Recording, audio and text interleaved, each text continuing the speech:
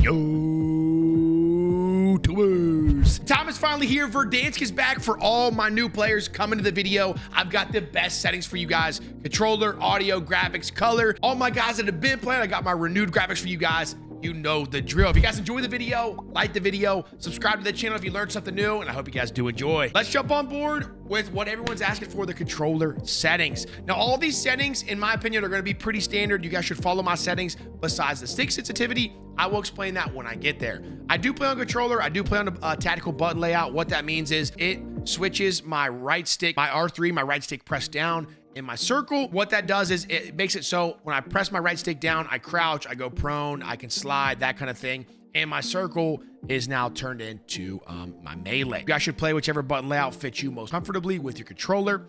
For the stick sensitivity, I play on 2.3, and it's very, very fast. And I advise you guys to play on that if you're interested in a fast sense or you're coming from keyboard. If you're a controller player in general, you just want to get better, I would advise you to move your sensitivity down to 1.6. It's the best setting in the game. It's what I recommend everybody to use. My son's 5 years old and he has an incredible shot. He plays on 1.6. It's just the best middle ground and the best sensitivity personally that you can expect to use in Warzone. I will be on it within the next few months. The next few settings, off. For swap L1, R1, L2, R2, I had this set to off, but I do have digital triggers and bumpers, so it really doesn't matter. For those of you guys that don't have digital triggers, you may want to consider doing this. Controller vibration, I have this set to on at 5. Trigger effect, I have set to off because I don't want the full haptics triggers to be messing me up when I'm aiming. For the dead zones, this is all personal preference and controller preference. I prefer 0 dead zone on my left and right stick, so I just have the raw input and there's no dead zone in between. On your left stick max, this should be anywhere between 50 and 70. What this is gonna do, but on 60 is as soon as you push your left stick forward, it's going to engage your tack sprint or your sprint, which we'll go over in settings later on. It just feels the most comfortable. Put it on 50 to 70, run around a multiplayer, run around a plunder, run around on the firing range, and to tell me it doesn't feel better. For the right stick, I'm always gonna put on right stick. Minimum is always gonna be 0. I want there to be no dead zone. I want it to be raw aiming right off the get-go. For right stick max should always be 99, so you get the full outer circle of your stick. Left and right trigger, this should always be as low as possible to 0 as you can be.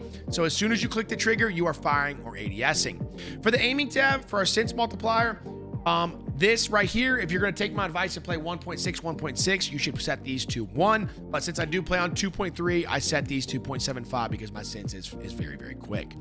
For the look conversion, I play on standard, aiming advanced settings. The only things I would change in here is I would make sure this ADS sense transition timing is set to instant. It's going to come default on gradual.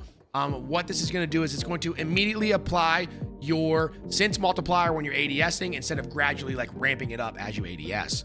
A very important one here is going to be the aim response curve. This should be set to dynamic. You're going to come set to standard, but you should be on dynamic. What it's going to do is it's going to make your aim assist feel very sticky and slow down your aiming when you get near a player. Trust me, this is what all content creators, pro players, competitors, YouTubers are all using. Custom sense for zoom, this doesn't matter as long as you change these settings right here. Boom, boom, boom. For target aim assist, it should be on. ADS aim assist should be on. Motion sensor behavior should be off. The only setting in here you should change is make sure FOV sensitivity scaling is on. For the movement tab, I do play on tack sprint assist. What this means is as soon as I click forward on my thumbstick, my player goes into a tack sprint or a fast sprint.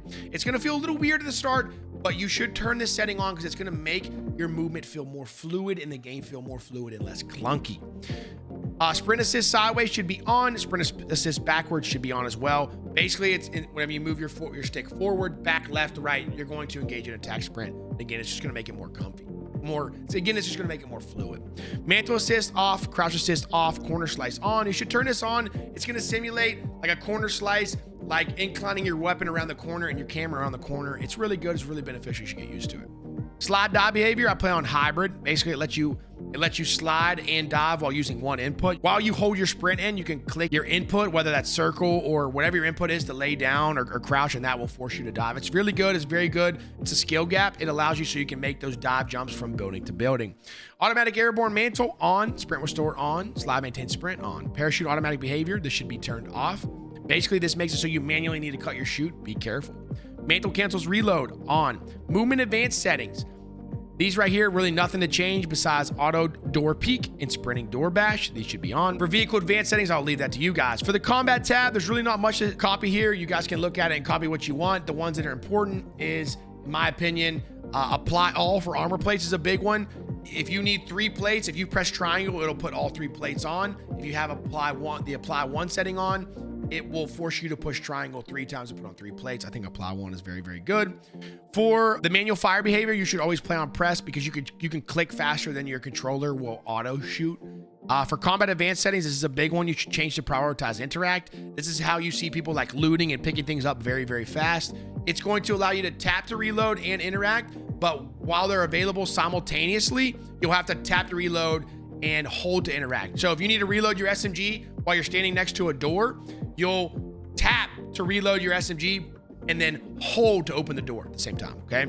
And then depleted ammo weapon switch. If you run out of ammo, it'll automatically switch to your second weapon. This will save your life a lot and is a very big one in my opinion. I play on full screen exclusive with a 4090. My screen refresh rate is at 480 hertz. You should always max this out. If you have 240 hertz available for your monitor, you should run that. If you have 360, you should run that. I play on 1440p. Those of you guys playing 1080, you should look to upgrade to 1440p. It's a game changer. I play on an automatic aspect ratio with a 2.2 display gamma.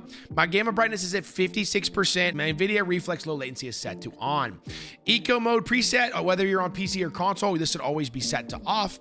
For the custom frame rate limit, I have mine on unlimited. Again, I have a pretty beefy PC, so I'm able to touch, areas of over 250 and 300 frames. Those you guys that are like hitching and your frames are, shooting up to 250 and then down to 180, you should consider like capping this somewhere in between, and especially cap this if you have like a cooling issue where your GPU is like maybe overheating or it's getting a little bit hot. Just cap this so it's not, mindlessly running your FPS like in the menus or something. Reduce menu render resolution, optimal, pause game rendering off, reduce quality when inactive, 10 minutes, focus mode, 90, high dynamic range, automatic. Jump on board with the quality tab. The quality tab, I'm playing on custom with 100% render res. I play on Fidelity FX Cast at 90. I would advise you guys to play on this as well. Frame generation, leave this absolutely off. VRAM scale target, I have this set to 70 with variable rate shading on. This is a big one. This is a necessity. You probably should have this on as well. For texture res, I play on low. Texture filter, anisotropic, low. Depth of field, off. This is a big one. Make sure this is off. Detail quality, low. Particle resolution, very low. Bullet impacts, I have this turned off. This does affect your FPS just a little bit. I don't need it, but some of you guys can have this on if you want it. Persistent effects on, shader quality low, on-demand texture streaming optimized 64 off. Local texture streaming quality low, shadow quality low, screen space shadows off, occlusion and screen space lighting off, screen space reflections normal, static reflection quality low, tessellation off, volumetric quality low, deferred physics quality off, weather grid volume quality off, water quality off. For the view tab, motion reduction preset should have this set to off. For the FOV, I had this set to 110. A lot of you guys are gonna ask me why it's on 110. I just feel like that's a sweet spot for me anywhere in between, 110 or 120 and 110. I had played on 120 before. I liked it. You could see more. There's less recoil, but players are smaller. The lower you go, the bigger the players are gonna be. The bigger the players are gonna be, the more recoil your guns are gonna have. So do what you will with that information. ADS field of view affected. Weapon field of view wide. This is a necessity. This setting is gonna make your weapon look smaller. Therefore, you'll be able to see more on your screen. Third person field of view 90, vehicle field of view wide. Motion blur off, weapon motion blur off. Please turn these off. First person camera movement, this is a big one. Make sure this is set to at least 50% so you can get rid of all that visual shake and all that camera clutter that you do get when firing. Third person camera movement, 50%. Third person ADS transition, third person ADS and inverted flashbang was set off. This is totally personal preference. Overlay advanced settings, short. These two settings right here are very important for like danger, like loud pinging and danger pinging. Jumping on board with what a lot of people are looking for here, the audio settings. Now, a lot of you guys are gonna come in here and say like, Ryda, what's the secret audio? I don't play on secret audio. I play on default audio with headphone bass boost audio mix. Here's my master volume. I believe this is what your master volume should look like. And then you can adjust it accordingly in your headset or on your amp. I play default system device again with the enhanced headphones mode with the paid for audio that is set to personalized. Universal is very good as well. You don't have to use it if you don't want, but I do use it. Mono audio I have set to off. Asymmetrical hearing conversation I have set to on. Reduced tinnitus sound I have set to on as well. I have voice chat on. You guys can turn it on, turn it off if you want. There's one more little secret I use to make my audio a little bit better, and you can only do it if you're on PC. So if you're on PC, you're gonna go down here to the bottom. You're gonna go to the volume tab. You're going to click on the volume mixer and go to your sounds. You need to get to this panel here for your sounds. And what you're gonna do is you're gonna find whichever device you're using to listen to the game through, whether that's your Astros, your HyperX headset, your Corsair headset, your Logitech headset, whatever it is, or your speakers on your monitor. Find it, right click on it, go to properties, go to enhancements, go to loudness equalization, settings, drag it all the way to the left. Okay, apply, okay. Load your game up. It's gonna be fairly loud, but you are gonna hear footsteps. When you hear footsteps for the first time, you're gonna come back to the video, you're gonna subscribe to the channel, and you're gonna say, Ryda, you were right.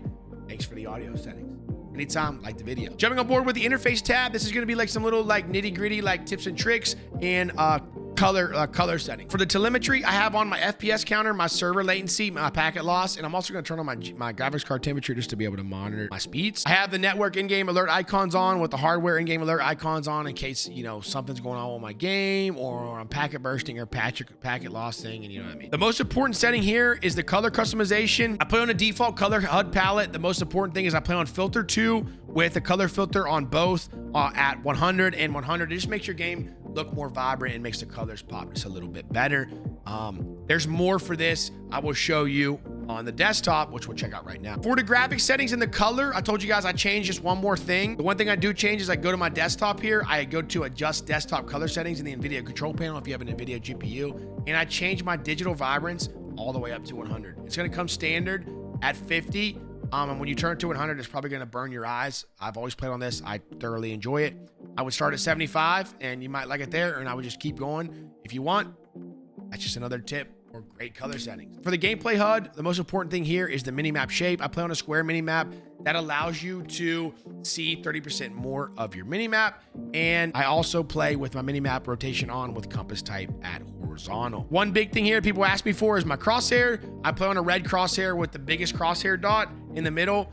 Here's my crosshair color if you want to color it or copy it. If not, it's all good. Everything else on here is pretty standard. Change it to your liking. With that being said, that's my brand new season 3 Verdansk updated settings. I hope you guys did enjoy the video. If you haven't done it yet, drop a like, sub to the channel, and I'll see you guys in the next one. Got a super bad bitch, feel like Jonah Hill.